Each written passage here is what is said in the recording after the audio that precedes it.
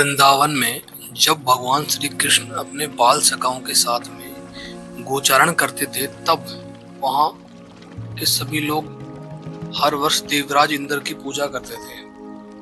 उनका विश्वास था कि इंद्र देव जो हैं वो वर्षा के देवता हैं और उनकी कृपा से ही खेतों में अन्न उत्पन्न होता है और गायों को चारा मिलता है। एक दिन बालक श्री कृष्ण ने नंद बाबा से पूछा कि बाबा, हम यह पूजा किसके लिए करते हैं? नंद बाबा ने कहा, लाला, इंद्रदेव वर्षा करते हैं, उनकी कृपा से ही हमारी खेती और गोधन सुरक्षित रहता है, इसलिए हम उनकी पूजा करते हैं। तो कान्हा जी मुस्कुराए और बोले, बाबा, हमें उस देवता की पूजा करनी चाहिए जिससे हमें प्रत्यक्ष लाभ हो।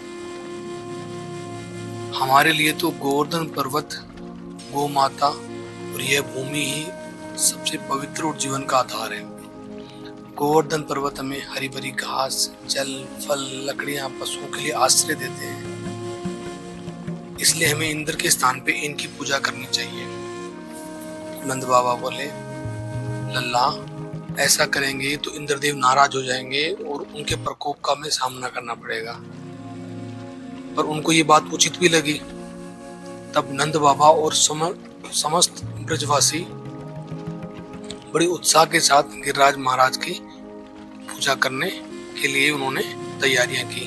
अनेक प्रकार के व्यंजन बनाए, मिठाइयां बनाई, 56 भोग बनाकर गिरिराज महाराज को अर्पित किए।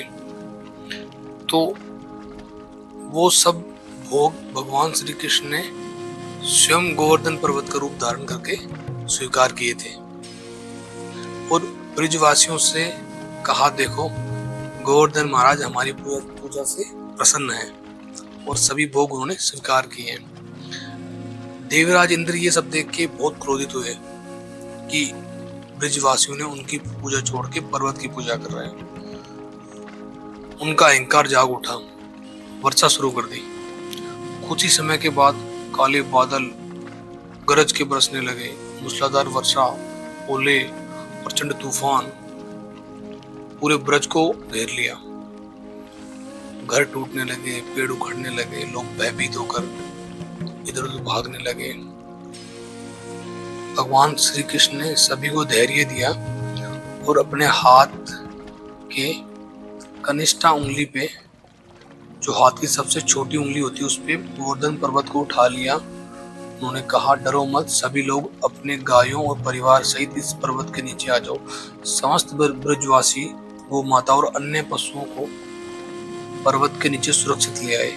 7 दिन और 7 रात तक लगातार वर्षा होती रही, लेकिन किसी का कोई भी नुकसान नहीं हुआ।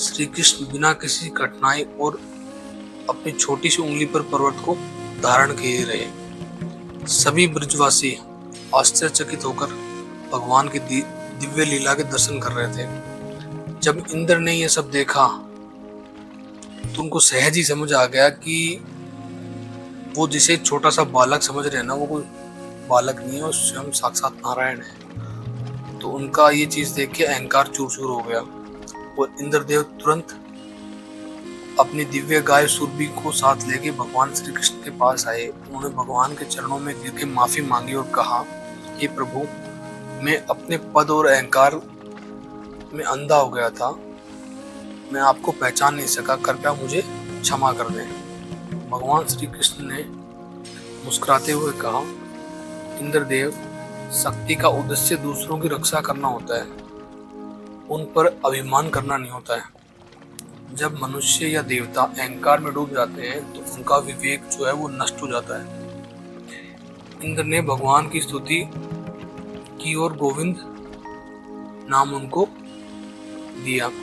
गोविंद का अर्थ है गायों, पृथ्वी और समस्त प्राणियों का पालन करने वाला। उस दिन सब ब्रजवासी उत्सव मनाए और गोवर्धन महाराज की पूजा की और अन्नकूट महोत्सव मनाया। राधे राधे।